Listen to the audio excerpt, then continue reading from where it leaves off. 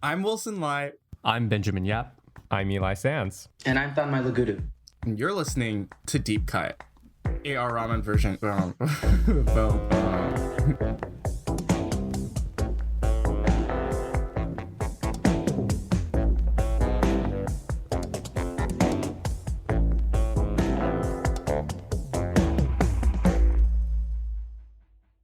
On Deep Cut, we compare a director's most popular film with a personal favorite chosen by one of us. We also discuss the director's life and career to bring in context that helps us view their movies as they may want us to. Welcome back, guys. This is our first episode after a brief summer hiatus, and we are returning with another edition of Deep Cut Upkeep, where we come back to directors that we've covered on the pod before who have new movies releasing this year and talk about them.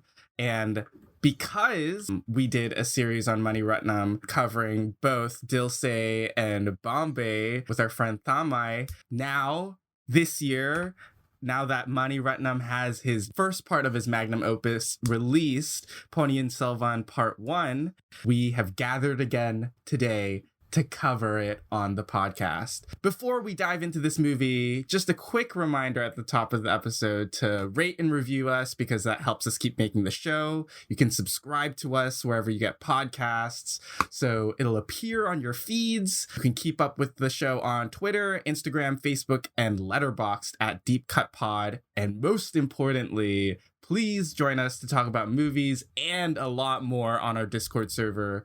We have built quite the community during our hiatus, and I feel like both of us, all three of us, or actually all four of us, are very active on the server. So if you want to come shout at us, that's where to do it. Come yell at me. Yeah. Especially maybe after this episode. We'll see. Oh, no.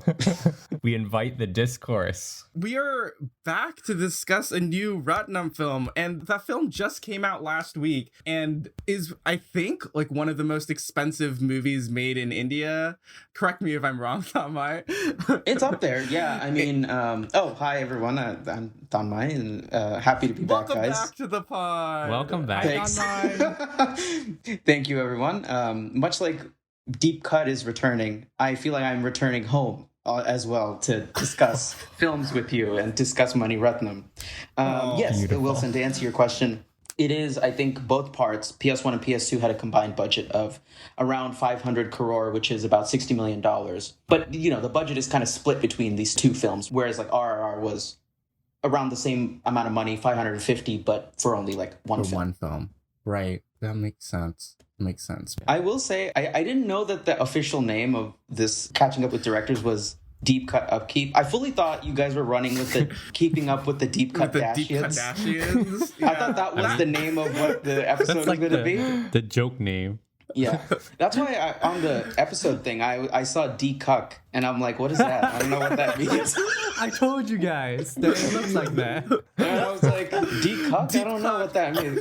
I thought it was supposed to be D-Cut, so that's why I changed it. But Well, I think what we should do first, before we get into context, is this is the first time that I think all four of us, or all the hosts on an Upkeep show, have seen a film in the theaters. Like, it's like a new release that we all decided to catch on the same weekend because it was opening, and because it was a big deal, and also because I think, personally, I have a lot of respect for Ratnam as a director after all the movies that I've seen of his, and also our discussions on his masterpieces.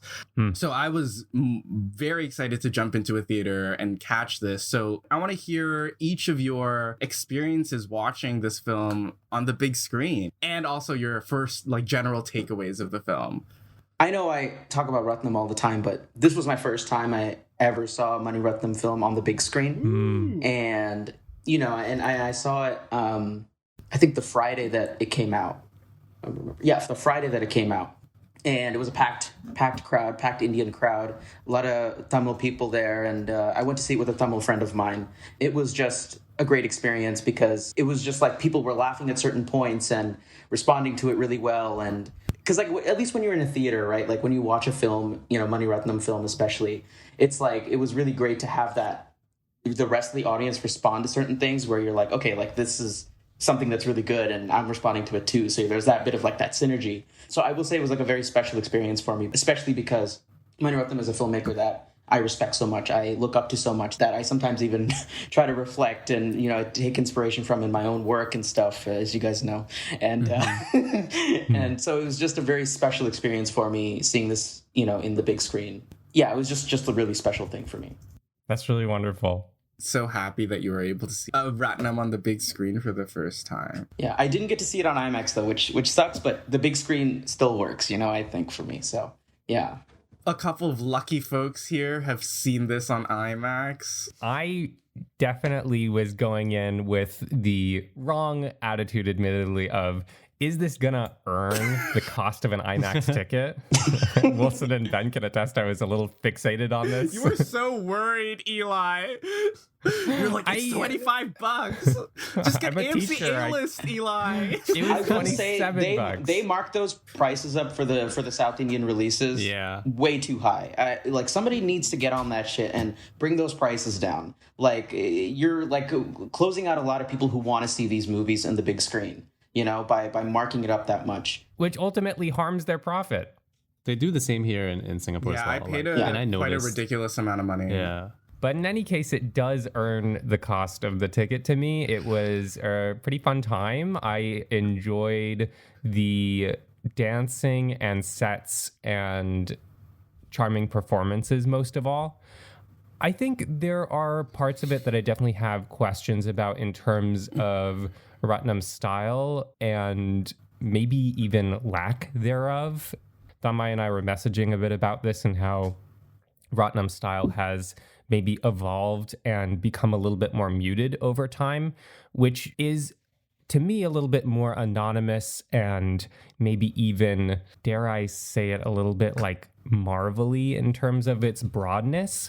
But I think that may signal that his priorities simply lie elsewhere, and I want to find out what those priorities are together. It's not as confusing as I had heard it would be going in. It's not the most adventurous or risky or deep movie that I've seen from Ratnam. Nowhere close. Of course, that would be Dil Se. And ultimately, I think it was fine. I don't say that to be dismissive, but this is a different Ratnam, I would say, from the one that we've talked about before.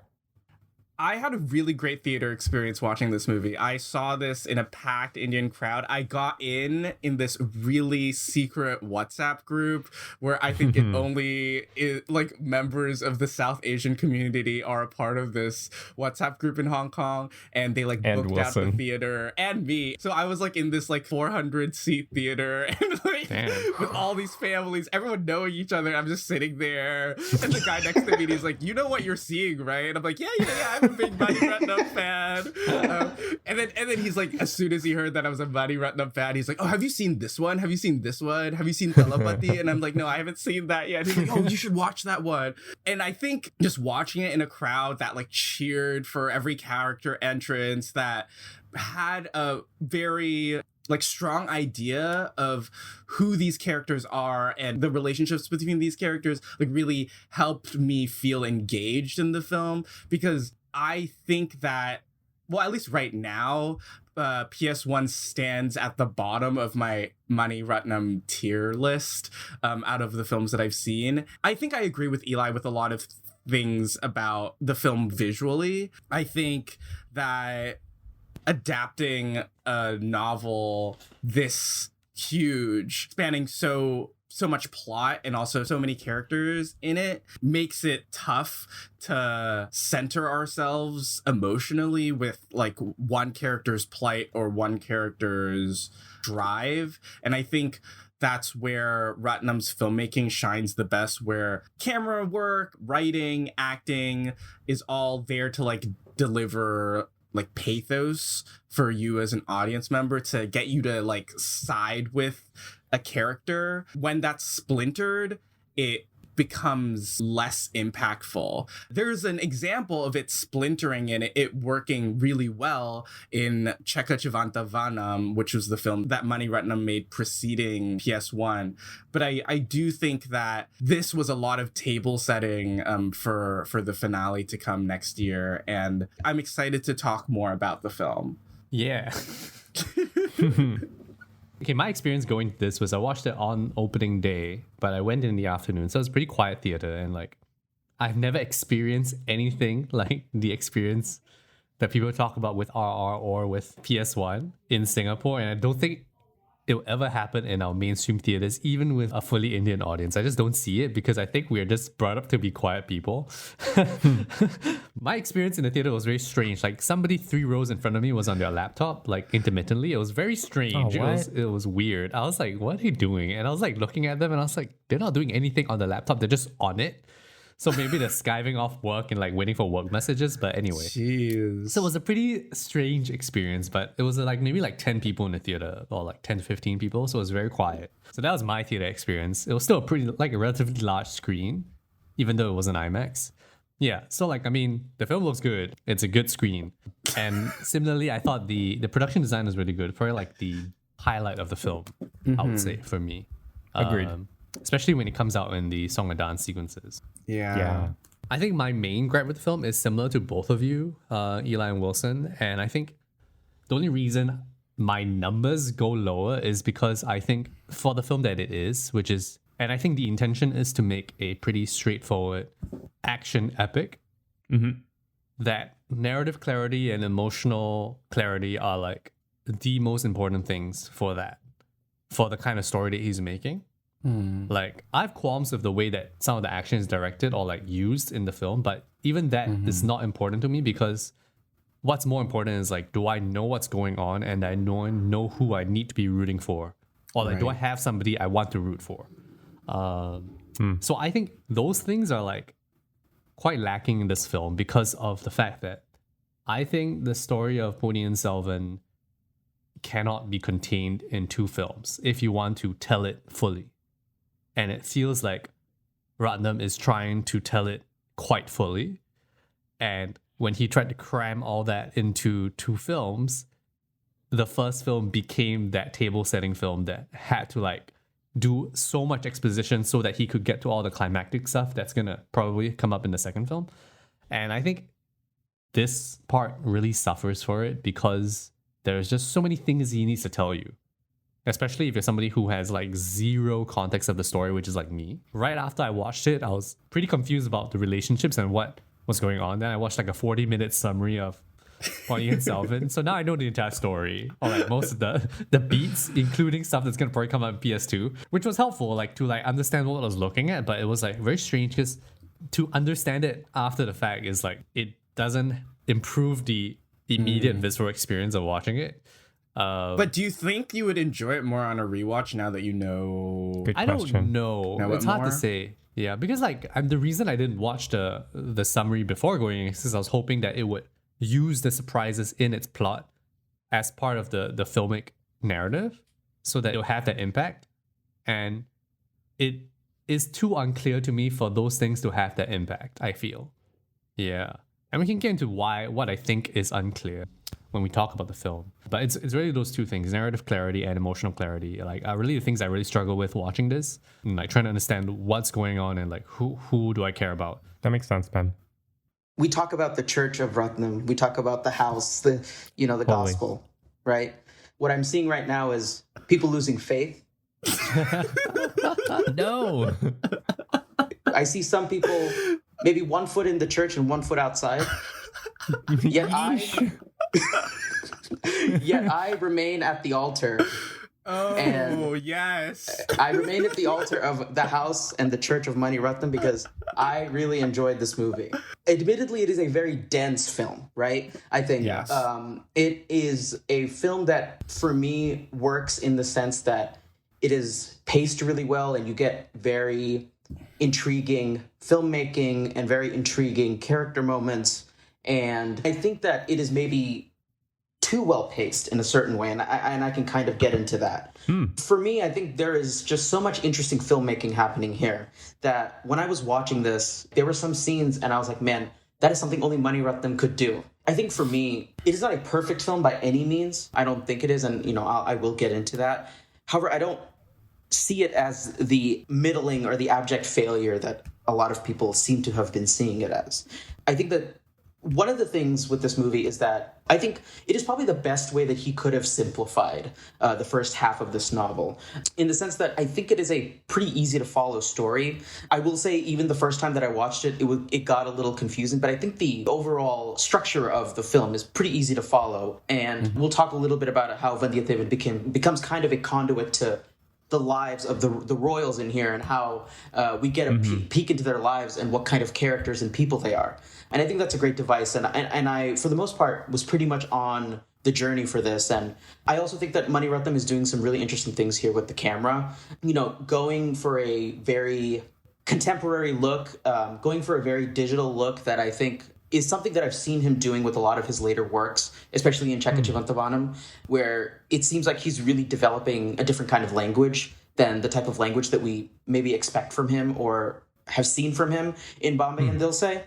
But I think overall, this is a pretty successful first part that I think it is a lot of exposition and a lot of so many characters, but I think that we do get enough of each character for it to be very intriguing to me, to see how it all pans out at the second half, And if we're going to be indulging any comparisons to the Bahubali duology, I think there's a much better first part to this, two-part series than Bahubali Part 1 was to that. So yeah, I think that was my general reaction to PS1. That makes sense. One of my favorite things about the episodes where you guest Thanmye is that I always come away with a little bit of a different understanding of the movie at hand. So I'm not straying from the church just yet. I promise. I'm still a devotee. I know. I was messing around with you guys. I was trying to rile up some emotions. And if we were to release a Mani Ratnam episode this season, right now, this would obviously be our popular pick, and our deep cut would be whatever the deep cut is. Ooh, interesting. Alternate history. We also got to think about the context of which this is being released. This is his big budget, mass appeal movie. This is it for him. Yeah. So, Thanmye, do you have some context for us before we get into the nitty-gritty of this film? Yeah, totally. I will, try to do my best here and try to give you guys a context, because there's a good amount to go through, but, I'll try to make it quick. So, Ponniyin Selvan was a novel written by Kalki Krishnamurthy in the mid-50s. Broadly, the story is about the early days of Arunmozhi Varman, who was one of the real-life kings in the Chola dynasty, which was an empire that ruled a good chunk of South India and Sri Lanka from as early as the 3rd century BCE to the 13th century, the 1200s, basically. The novel itself, though, is a work of historical fiction that combines a lot of the real-life characters and a lot of narrative stuff that happened in real life with fictionalized characters and narrative choices that Kalki kind of brought to kind of make the novel. For example, Nandini is a character that never really existed in real life, but it was a character that Kalki created. So when this novel was coming out, it was serialized and released weekly in Kalki's magazine between October 29th, 1950 to May 16th, 1954. And the total work, the entire book of the novel of Ponniyin Selvan is 2,210 pages. You put everything together, which is a lot. Big novel. Big, very big novel. And then after it was sort of serialized into these magazines, it was broken into 5 different volumes that were sold as kind of separate things. And cut to today, it's regarded as one of the greatest works of Tamil literature, and it has a huge fan base, especially amongst the Tamil-speaking population in India. Mani Ratnam, to kind of bring in Mani Ratnam, Ratnam has always talked about Ponniyin Selvan as being his dream project, and he has tried to make this movie 2 other times in his career. The very first time he tried to make it was in 1989, right after the release of Nayagan. He teamed up with Kamal Hassan and wrote a first draft for a single film that would try to combine about 2,210 pages. seems very daunting to me and crazy. At the time, PC Sriram, who was his DP on Nayagan, was attached to it, but the film did not end up materializing because it didn't make any financial sense at the time. And then cut to 2010, Mani Ratnam tries to make the film again with the help of writer Jay Mohan, who's a prominent screenwriter in the Tamil film industry. At the time, Santosh Sivan was attached to the project.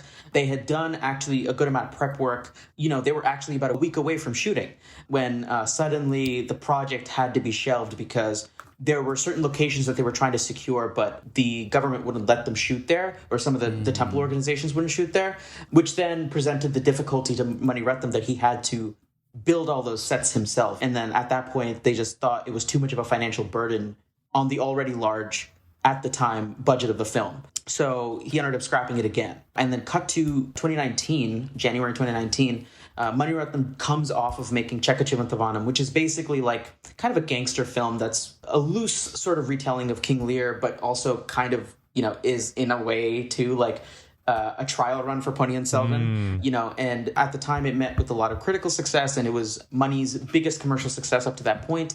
At the time, he approached Leica Productions, which produced, I'm going to say CCV for short. They produced CCV with him, and he approached Leica and was like, I want to make Ponniyin Selvan. This is I want to make this, and Leica Productions agreed to fund it. So in an interview, Ratnam says, in a lot of ways, it was the right time to make this film. We were able to do it as two parts instead of cramming it all into one part. We had so much growth with VFX, and we had a budget that was bigger. Soon from there, prep work started on the film. In September 2019, Mani Ratnam said he would be working with veteran lyricist Vairamuthu, who's like a very popular song lyricist in Tamil Nadu for the Tamil film industry. Him and Rahman and Ratnam have been working together since Aroja, but this caused a lot of controversy online and in the media because there were multiple sexual misconduct and harassment allegations against Vairamuthu at the time. Ratnam, upon listening to this stuff, subsequently dropped Vairamuthu from the project entirely, which is great. Thank you, King, for doing the bare minimum. I think a lot of other people need to follow in your footsteps in that. Cut to December of 2019, principal photography began on the film. Ratnam decided to shoot both PS1 and PS2 back-to-back over the course of 150 shooting days, which is pretty quick. I don't know. I think when I saw that number, worst time to make a big budget epic. The end of 2019. Seriously, and to make what is probably, I imagine, is going to be like a 6-hour, film over the course of 150 days. That feels pretty small. So I think he came in with a lot of planning and everything, and it seems like he knew what he was doing when he went in. And of course with the COVID-19 pandemic, there were a lot of delays. Like I mentioned earlier, both parts were made at a combined budget of about 500 crore, which is about $60 million. For reference, RRR was made at about 550 crore, which is about $67 million. And then for further reference, David O. Russell's Amsterdam was made for $80 million. So take with that information what you will. Speaks for itself. I love how you were able to just fit that in, Thanmye. The little Amsterdam jab. I will take any opportunity to take a slam at DOR because I think he's horrible. But let's keep going. What an ass wipe, yeah. Yeah. The film released on September 30th, 2022, to a lot of critical praise. I think people across the board seem to be really liking it. To date, today is October 8th. A little more than a week, the movie has made about 345 crore, which is about $43 million, which is a crazy number, which is, insane number, and continues to be an absolute box office juggernaut. And not to mention, this is Mani Ratnam's biggest commercial success to date after a week, compared to, his other films. Deserved. Absolutely that deserved. Video of him smiling and celebrating with his cast and crew is so sweet and satisfying to see. He's like a teddy bear. He's so cute. Yeah, no, it was really happy to see him like that because I've always found him as a filmmaker who, as idiosyncratic as he is and as kind of out there as he sometimes gets, he's always kind of wanted audience acceptance at some level, I think. And it's great to see the audience really embrace this film and give it these big box office numbers. And I think give it to a film that I think that is like more interesting than a lot of other films out there. And that's just great to see personally for me. And then last bit of context, according to Mani Ratnam, PS2 is currently in post-production and is slated to release next year. So we will see when that comes out. I heard some stuff saying that it was supposed to come out in the summer of next year, but nothing's confirmed. So they could be pushing it to a little bit later. But he said 2020. we know it's 2023 based on what they said at the end of the movie. So Yeah.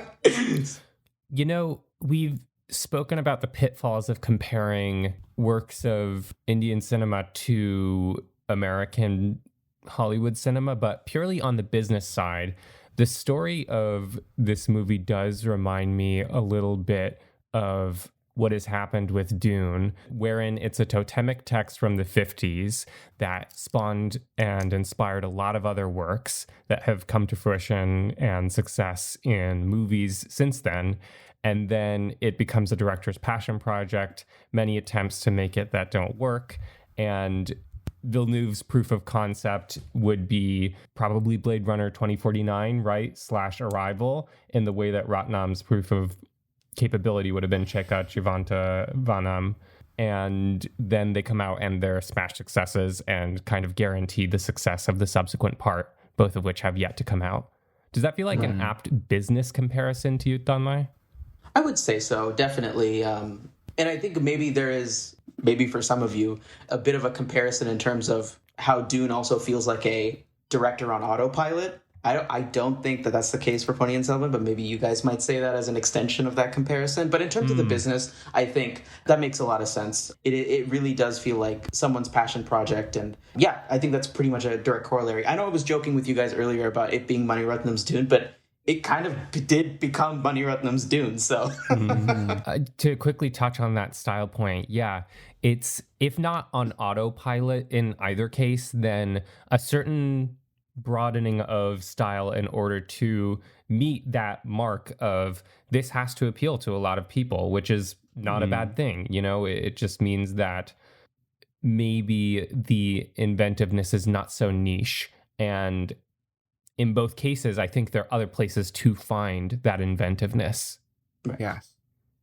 And I also think Ratnam is sort of like having to abide by the rules of historical epics. I think in a way, when two characters like talk to each other, or like a character goes to meet an emperor, like the scene where Vandiyathevan goes and meets the emperor and tries to tell him that something's up with his lineage.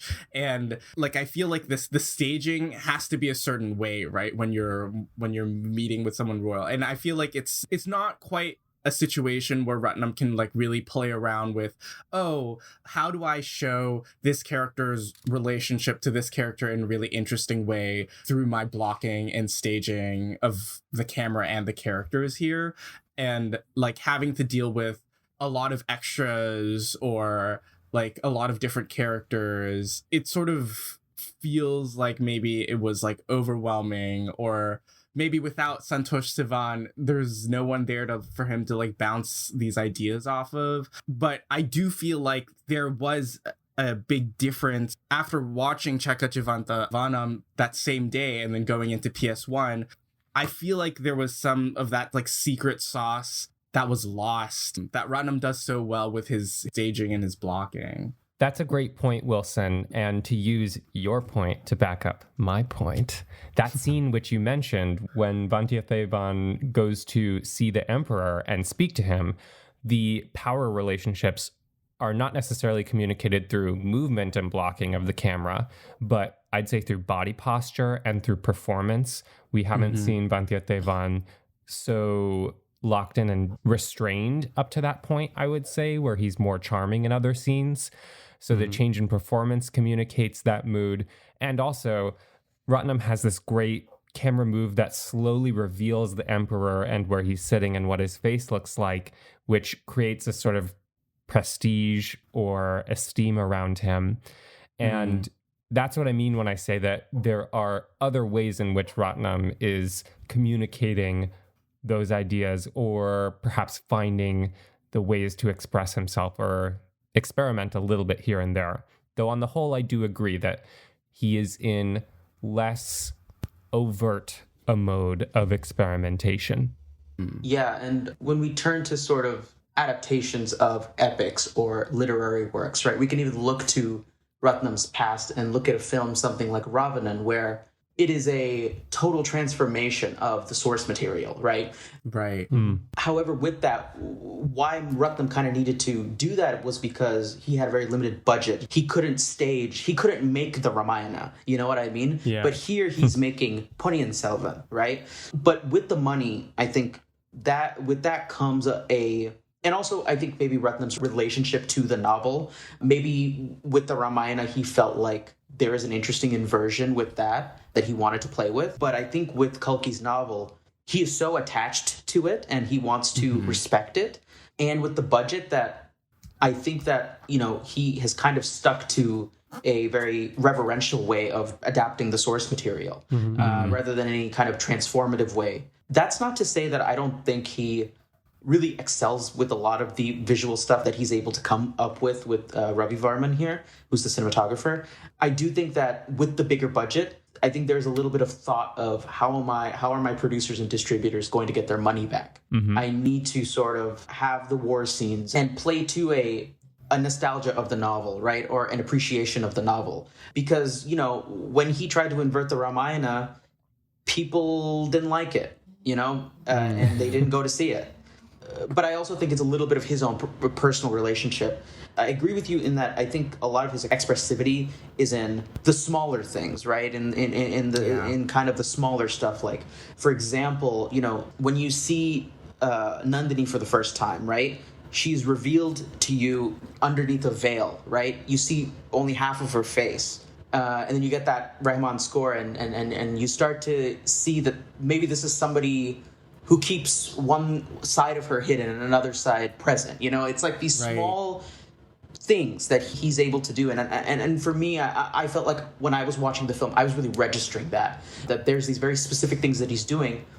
When we talk about style too, I think his style is something that's always changed. But I think particularly in Ponniyin Selvan, the specifics of what he's after is very small. I think sometimes to the point of imperceptibility, which I don't know, which we'll go into. But I think I do see that. But I think that those smaller things really did work for me. But again, this is like a big budget film that he also personally wants to honor, but also wants to make money on, right? He doesn't want to be not have a career anymore. So it's always tough.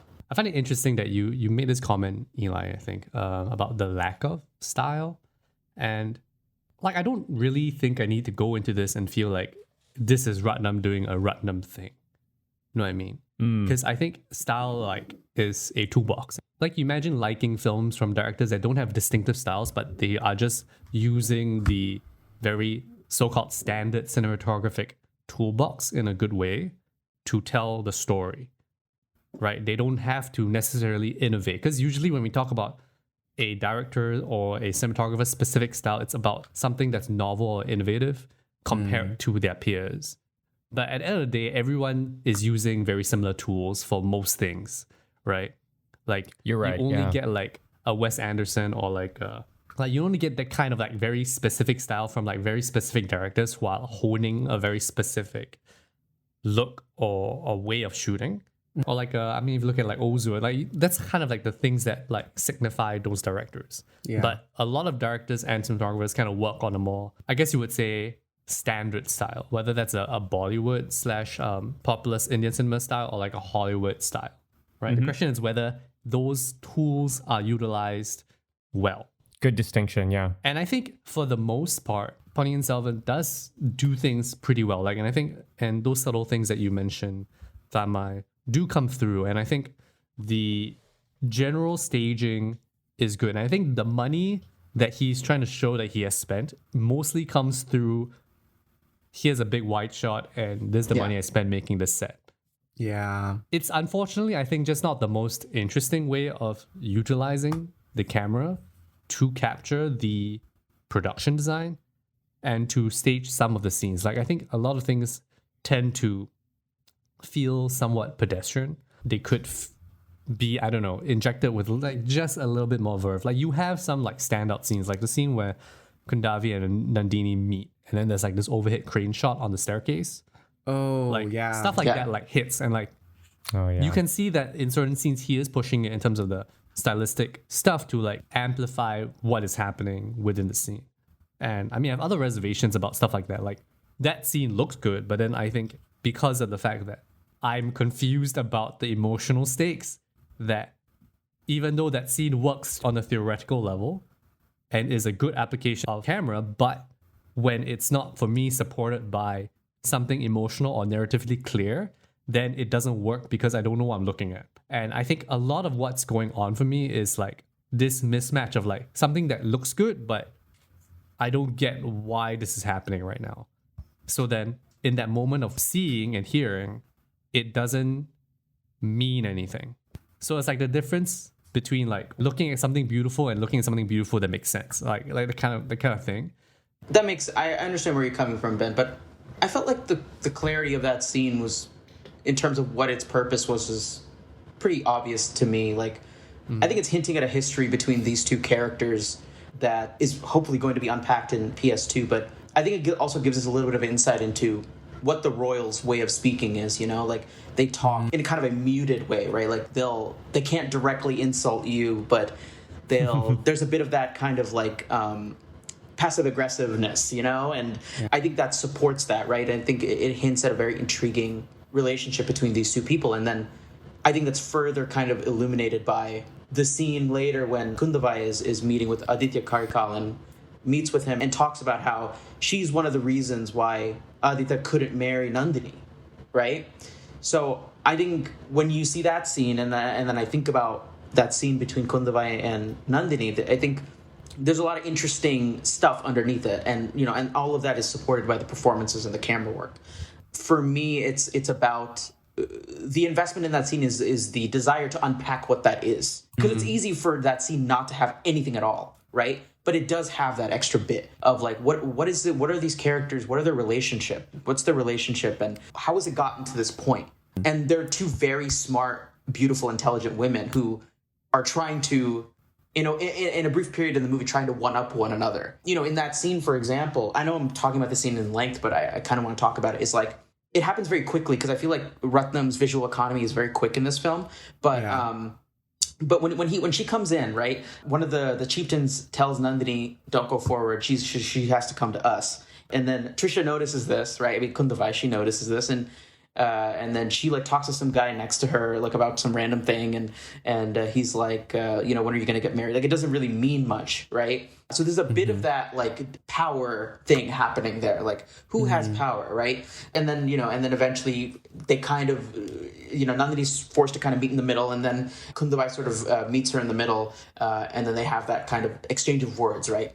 Again, another thing where I think a lot of maybe the briskness of the visual economy, at least for me, you know, I kind of noticed this on my second. Well, I forgot to mention that I watched this a second time because it was on AMC Stubs. So thank you, AMC Stubs, for putting it on. But I noticed this the second time that I watched this, right? But it happened so quickly, right? That it's like, that's why I keep saying I wish Ratnam lets these scenes play out, you know, and really lets them play out longer, you know, to the point where stuff like that kind of becomes really small. But I still admire the craft of that. And I think that it's very minuscule. There's a really fine attention to detail there, right?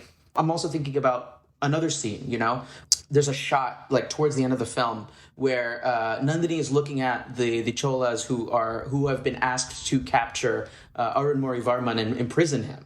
There's a shot where her husband is in the front and Nandini's in the back. Nandini comes to the front. And then what ends up happening is the husband is almost like pushed out to the side of the frame, where you can only see half his face. And it's kind of weird, because you would expect maybe a filmmaker to cut to a wider shot so that you get a more clear coverage. But Ratnam stays on that shot of him, of like a really strange kind of framing. There's a very interesting way where Nandini's sort of dictating the power equation is changing, right? And he's able to communicate that in that very small way. Yeah. And then later in the shot too, where you know, he is like nearly pushed out of the frame, right? And then it cuts back to her, and then he kind of walks behind and he's off frame, and then you just see Nandini, right? So there's a clear kind of like visual progression happening, but it's happening, I think, in a very kind of small way, you know, and very minuscule way, which I don't necessarily know if, and maybe, you know, this is something to talk about, where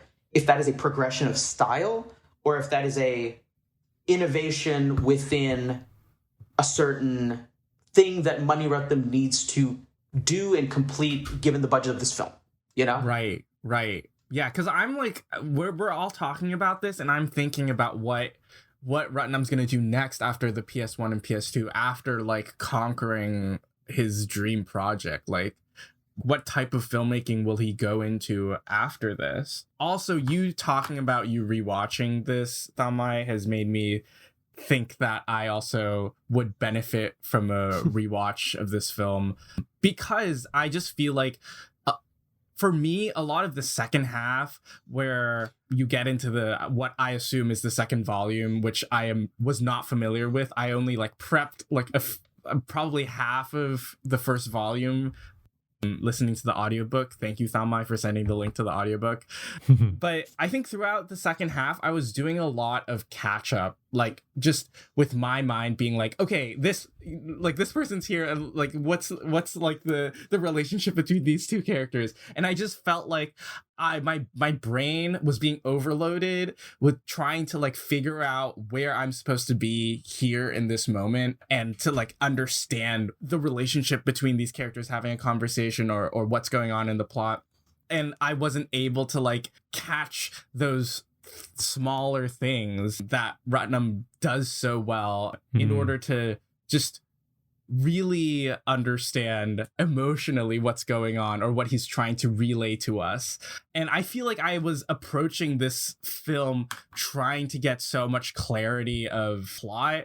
After watching it, I watched this review by Bharadwaj Rangan, who did that interview with him, where he was like saying like this is sort of a kaleidoscope of different scenes where every character gets their chance to showcase, like through their performance, showcase their positioning and also their wants and their needs as a character. And I realized that I shouldn't have been tracking this plot so closely, and more paying attention to these actors and these characters and seeing what they're doing, in order to just get a more full idea of all the players in this game. And it's less about the moves that they make, or yes, still it's somewhat of the moves that they make, but I feel like I was approaching watching it in a different, maybe not in the way that Ratnam intended. But I feel like even if you think about it that way, if you think of it as like a first half of the season of a TV show where like each episode is just about one character, kind of like style of storytelling. Yeah. As much as you can get the vibe of every character, which you can from the film,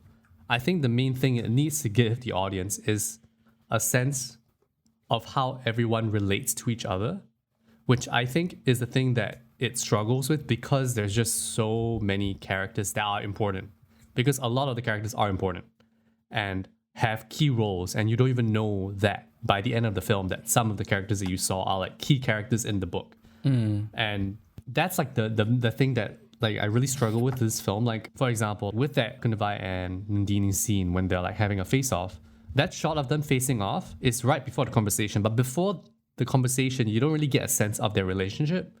So the face-off is missing its reason. You don't know why they're facing off. You just know these two women don't really vibe with each other at this point. But then you understand why there's a face-off and why there's tension only after the face-off, and then they talk. And I can understand what he's trying to do. He's trying to use the face-off to invigorate the scene after with tension. Yeah. So like the visuals and the music from the face-off is supposed to like carry over, but I think it doesn't work for me when I'm watching it, because it's kind of like I don't care yet about these two people, so this is not working. But if it was staged in a way where we understand how these two women don't like each other, or like have a past with each other, and then we get a shot of them facing off, and then it'll be like oh shit, things are gonna go down. By that point in time, it's like, oh shit, things are gonna go down, but I don't know who the hell these two people are. And it's like trying to force me to care just through image and sound, which, I mean, I respect that approach and it can work. But I think for me, a lot of it doesn't work. And I think it also carries through with the music and dance sequences, which feel a bit tacked on in this, because I don't really understand. I think a lot of them are like thematically linked to what we're seeing, but they don't feel as embedded into the story or like to the emotions of what's going on than I usually hope for in Indian cinema. But I know it's not necessarily always the case, but For example, there's the song where Ponniyin is dressed up as the devil or something, Yeah, he's dressed up as a demon. Yeah. which is a fun number, but I'm not really sure what the point of it was because it was just like a show that everyone was watching. I'm not really understanding what the point of that scene is. And I think that's the kind of thing that's, I think, emblematic to like my experience. Like, I don't know what the point of this is right now. And that's like kind of me at every scene. I'm like, I don't really know what's the point. Only maybe near the end, then I start to put things together. Yeah. With the music and dance sequences, I kind of disagree with you across the board about those. Okay. I think they're pretty well implemented in this. I think they help immerse you into the world that you're going into, I think. I also don't want to be the guy that's like, it was in the book, but but the spectacle that Vandiyathevan watches in the palace towards the beginning of the film, that's in the book. Like, Kalki writes about that. And, when that song that plays when he's taken by the boatwoman to Lanka, Kalki describes the song, right? And I think like Rahman uses those cues from the novel to create these songs.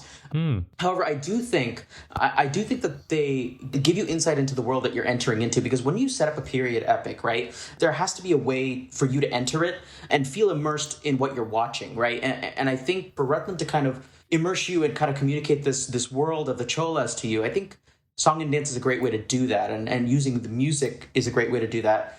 For example, I think the Devaralanatam song, which is the spectacle that Vandiyathevan watches, is a really remarkable way to create a sense that something is wrong, right? Like something is going to happen to the Cholas. And when I was watching that, I felt a sense of dread almost, because, we hear about the comet in the sky, right?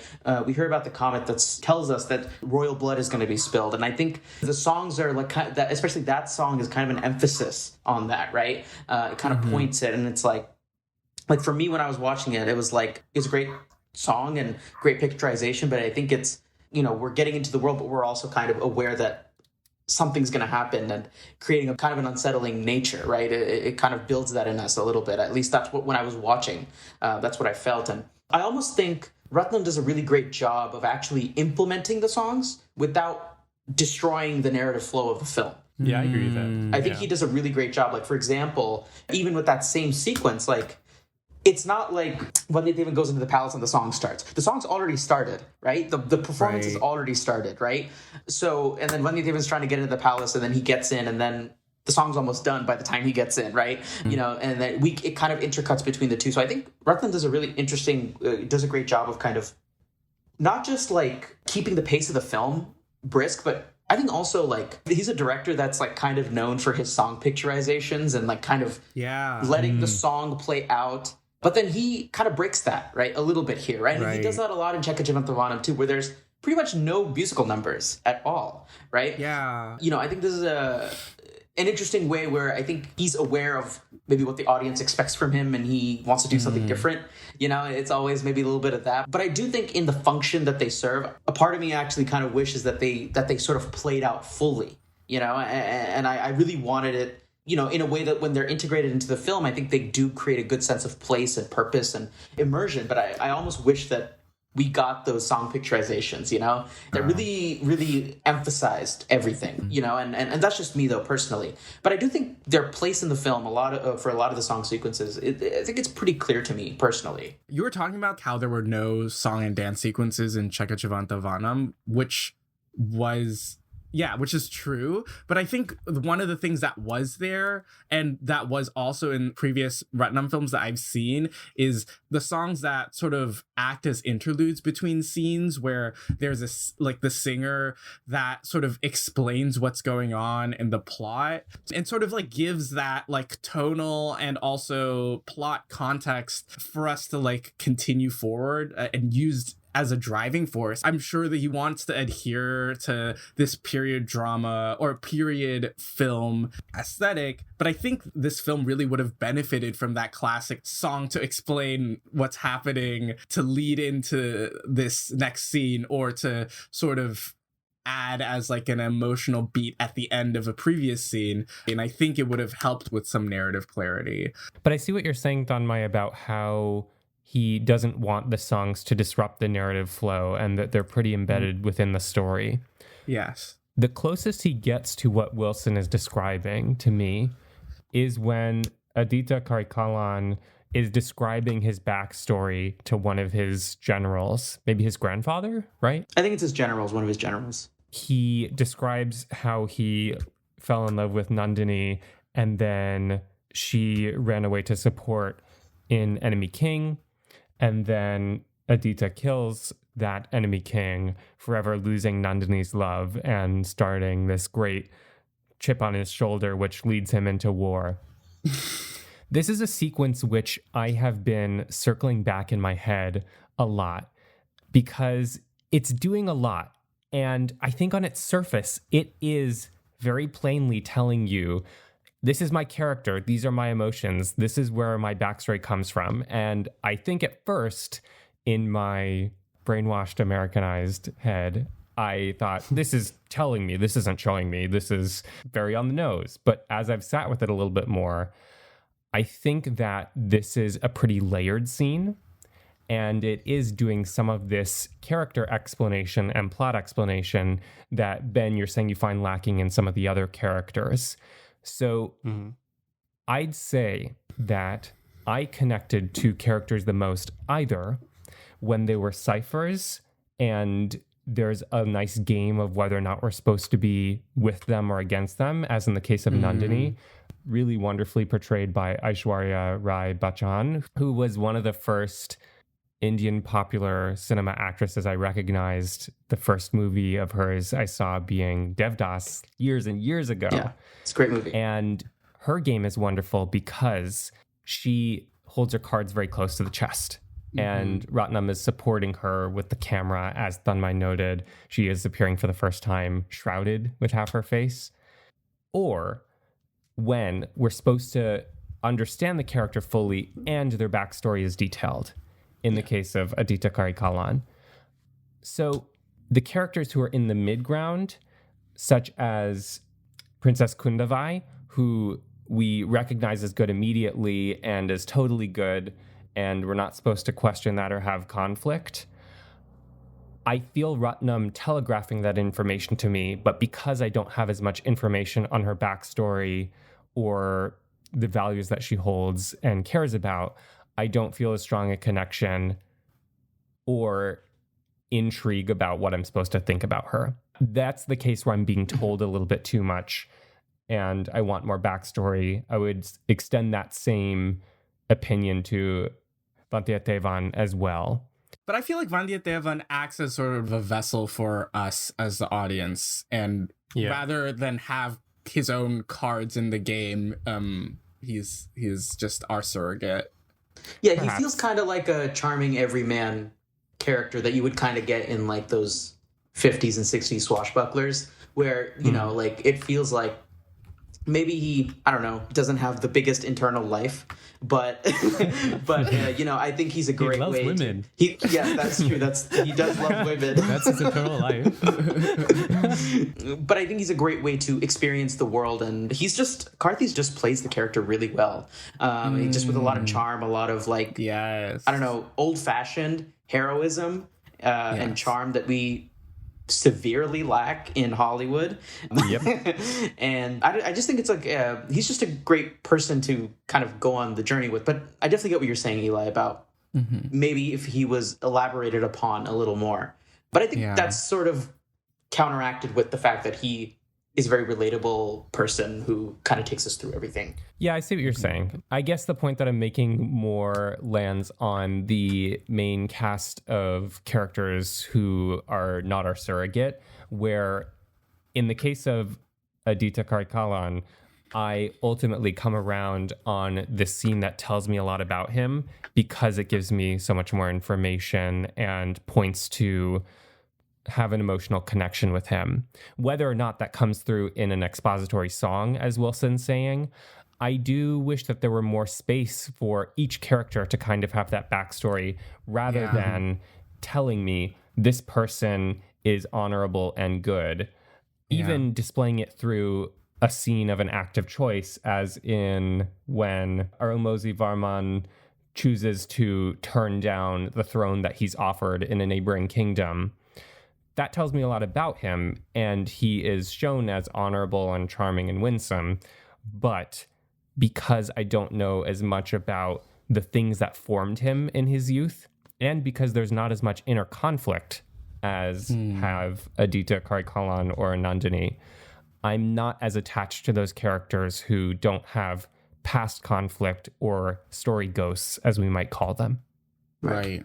But that is also like a reflection of the original text. Like, I feel like in the original text, you're really like thrown into it, and your understanding of these characters is all based off of what you see them, like the actions that they do. So like refusing the throne is a big reflection of Ponniyin Selvan's character. Backstory isn't really like explained that thoroughly. I guess to put this even more succinctly, there are certain characters who seem to be without flaw, and that creates less intrigue for me. Yeah. I think it's interesting, like the characters that you singled out, Eli, as being like less interesting, like Vantiyathevan and Kundavai, are the characters that I actually am more interested in. And like actually the characters with story ghosts are the ones that I think really become less interesting for me, because it feels like the kind of thing where it's a mystery box. And I hate that.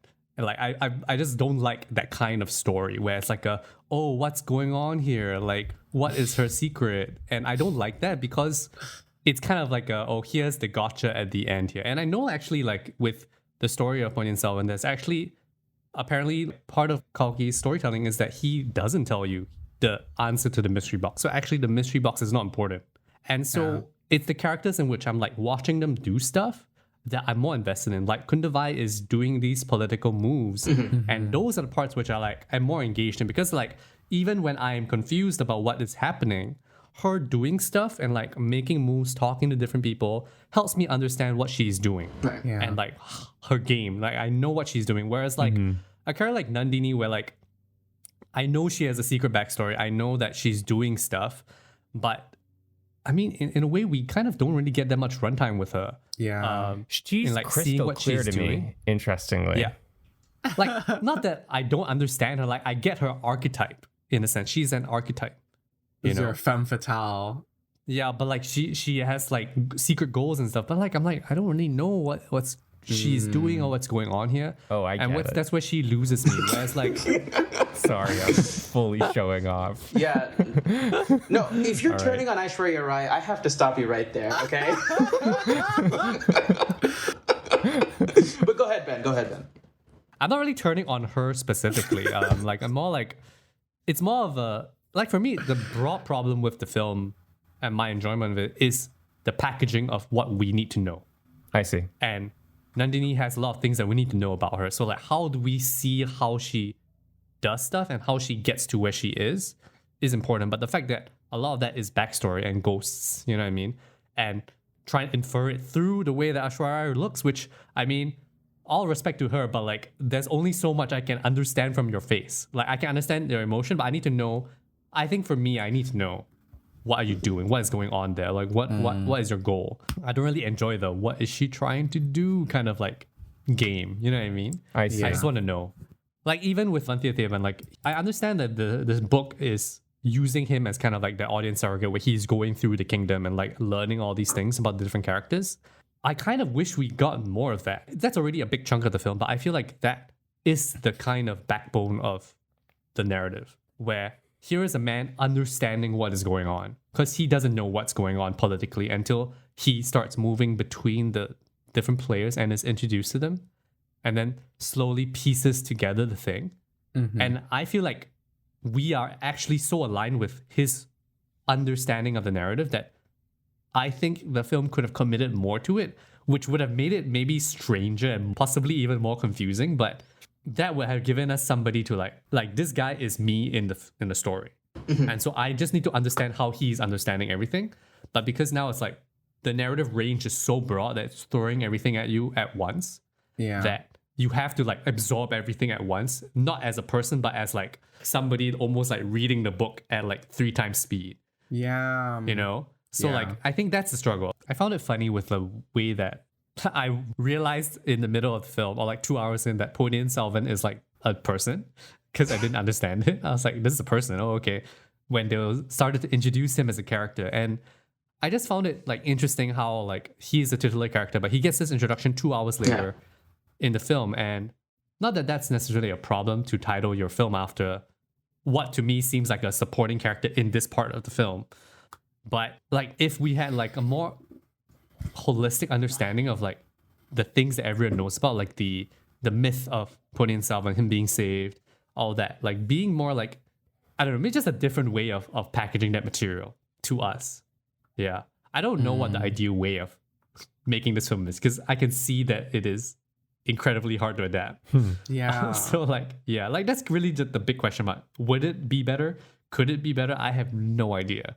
I'm thinking about format, right? Like, I feel like if this was a season of a TV show, like a if TV they, show, yeah, if they would split up the volumes of this book into a season, it could have, like, you could have given the characters room to breathe, at least in this first half, and really gotten us like invested and understanding of these characters a little bit more. Because what I love about this film is that everyone, even though you have weaker characterizations and stronger characterizations, however you want to see it, I feel like all the actors across the board are giving really good performances. Like, I don't think there's really a weak link there, which I'm really astounded by, because it's such it's a really massive cast, but everyone's pulling their weight, and I think everyone knows that this is it's a big deal. It's Ponniyin Selvan. Like, people know this story and know these characters. I just wish they were given more time to breathe. And as I was sitting there in the theater waiting for the movie to start, the guy next to me was sort of like, talking through the book with me. And I was like, so would you call this like similarly to like the Bahubalis in its like action epicness? And he was like, no, this is closer to like Game of Thrones, with like people talking about things and going to different places. And I'm just like, wow, he should have, maybe it was like a money issue, or maybe people don't watch enough TV in India for them to justify spending a lot of money on a TV show. But I would have loved to see an extended version of this, honestly seen an extended version of this. It feels like it could have had one more movie, but maybe it's a budget thing. You know what I mean? Like, or it feels two more like movies. One movie for each volume. That's five. That's five. Five movies.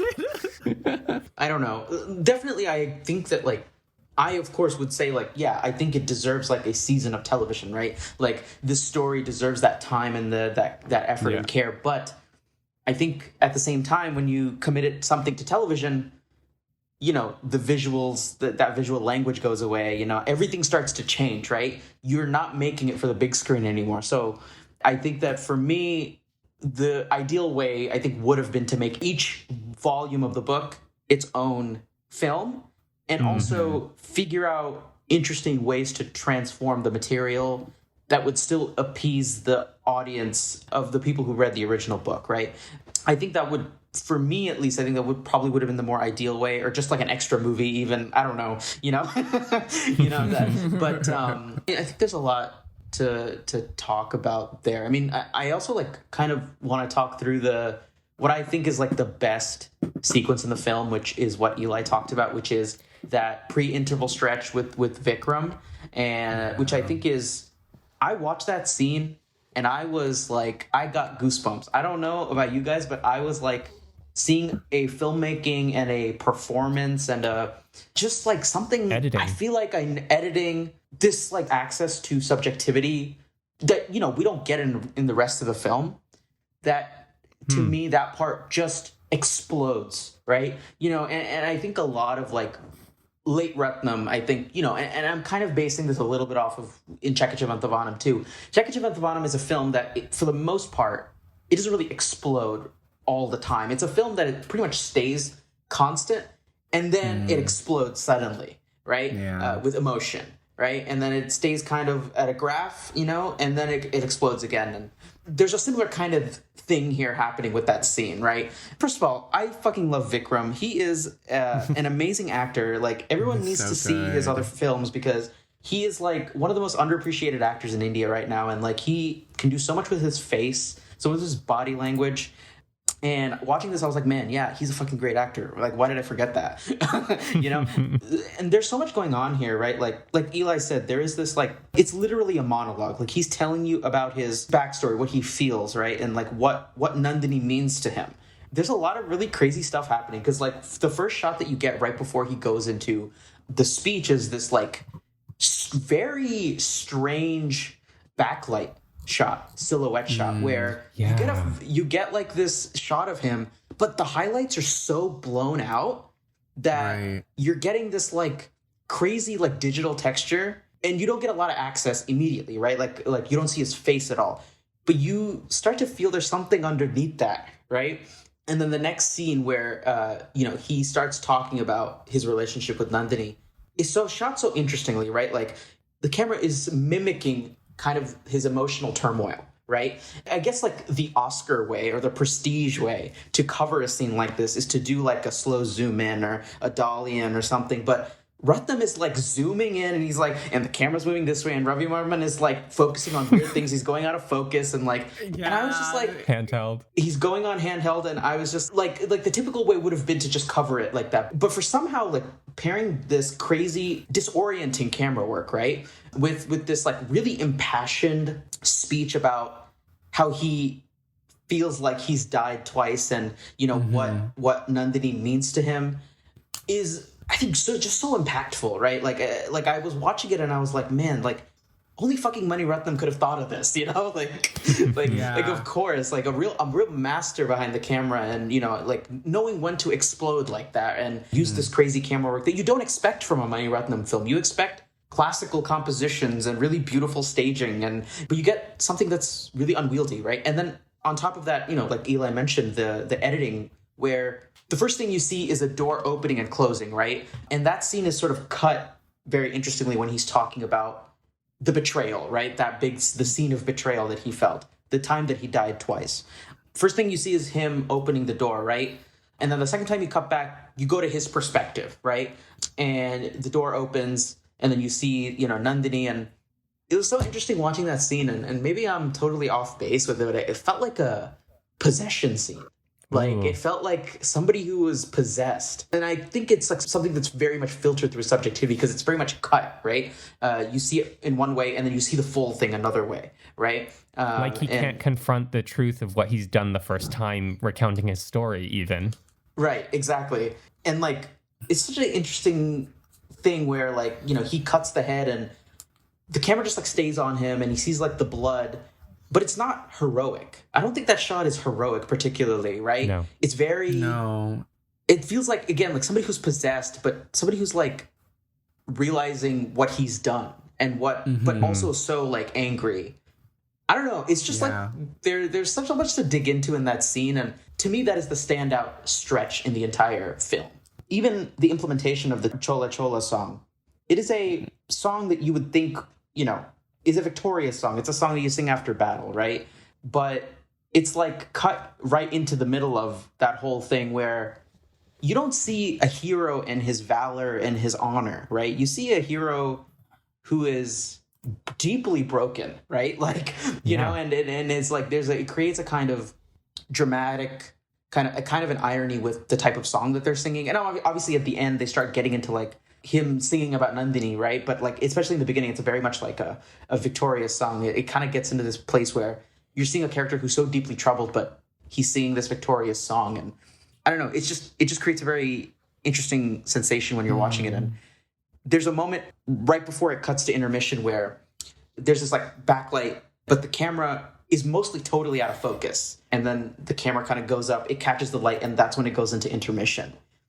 And it's just like it's just like a very, very unique way to communicate what is going on in a character, and also kind of subverting like what you think like how a victorious battle song would be implemented into a narrative like this. Another layer of the nuance of this scene that also has to do with its context within the rest of the movie is that Ben was talking about how he doesn't like that Nandini's backstory is delayed and that there's this sort of game of figuring out where her allegiances lie. I personally enjoy that. And the other layer of this scene with Aditya Karikalan is that it explains Nandini's motivations and backstory as well absolutely. in this moment. It makes everything click in this, again, delayed moment. And it's up to you whether or not that is fun or whether that latency of information is worthwhile or constructive or interesting or fun. But to me, it carries extra emotional power into that pre-interval scene because it is explaining Aditya's motivations and wounds, and it is explaining Nandini's motivations and wounds all in one fell swoop, tying them together and connecting them across space and time when they don't actually share any other scenes together, those two actors. And that final Vikram scene that we see at the end is when he is like, Nandini's going to pay for this. And to me, it kind of gives that scene more power too. Like it's a very brief scene at the end. But then it kind of brings me into PS2 where I'm like, oh my God, what's going to happen when they meet? You know? I know. What's going to happen? You know, like, for me, it's going to be like, what's going to happen when these two like characters who are very deeply troubled meet? Yeah, I think it creates a lot of interesting emotion and tension leading into the second part also. Speaking of the very ending and Nandini, it feels like a very big spoiler to reveal that she is the embodiment of the river. Is that what it's saying? I don't think that's what I guess it's saying. I don't know. I can tell, I know what it is. Oh. Yeah, but it's like confusing. Yeah.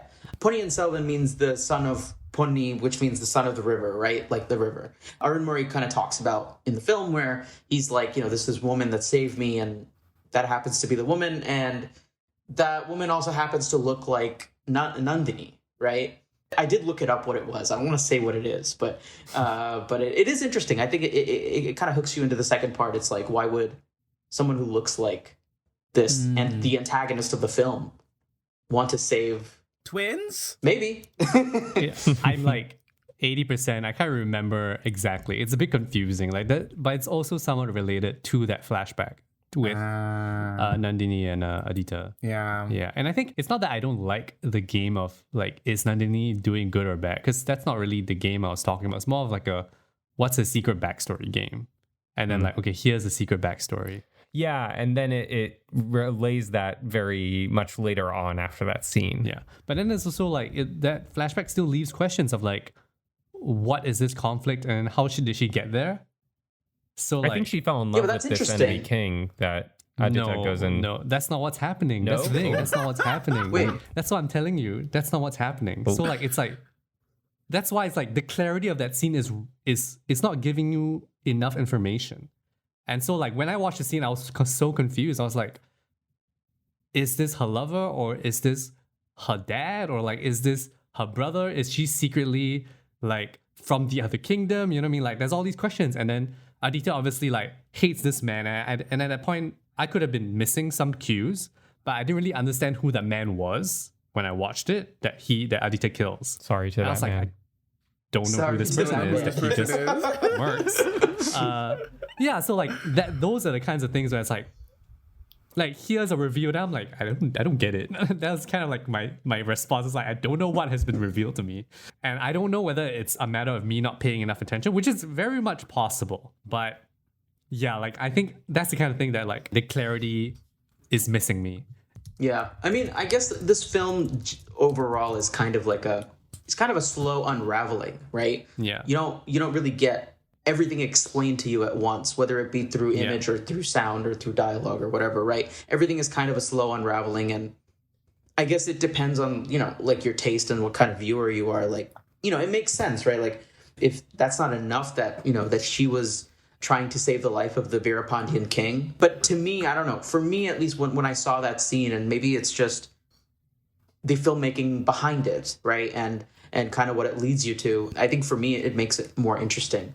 And I think, again, like Eli said, there's a lot of clarity to what is motivating Nandini, and there's clarity, but I also want to know more, right? I think that's the thing. Like, it's a kind of that slow unraveling of giving me a little bit, but then I want to know more, right? And, and then, again, like a lot of people want those answers and to get to that clarity immediately, but I think personally, I just kind of enjoyed that experience.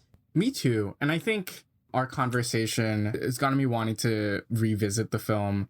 I think I'll probably do that right before PS2 comes out. So then I'm heading into the sequel, ready to tackle it and seeing how Ratnam finishes everything off. There's always PS2, guys. Yeah, That's true. We'll come back for PS2. And also Thanmye will be joining us For another little mini-series guest spot, possibly on another Indian director like Christopher Nolan. Yes, that is, of course, the Indian filmmaker that I champion the most, Christopher Nolan. He's really underappreciated. Yeah. Speaking of which, I want to at least say this in the podcast. Take it how you will. PS1 is Mani Ratnam's Tenet. Ooh. That's all I'm saying. I don't know if that adds or detracts. Yeah. Ads. Tenet innocent. It adds. Tenet is innocent. Tenet flaps. Yeah. It's just Indian filmmakers recognizing other Indian filmmakers, and we love to see it. Thank you for listening to this episode of Deep Cut. Please rate and review because that helps us keep making the show. And be sure to subscribe to us wherever you listen to podcasts so you know when our next episode drops. And you can keep up with us on Twitter, Instagram, and Facebook, and Letterboxd at Deep Cut Pod. And remember, you can always join us to talk about movies on our Discord server, to which you'll find a link in the description. And as always, thank you to Justina Yan for our beautiful artwork. I'm Wilson. I'm Ben. I'm Eli. And I'm Thanmye. Take care, and we're looking forward to talking about more movies with you next time. Yeah.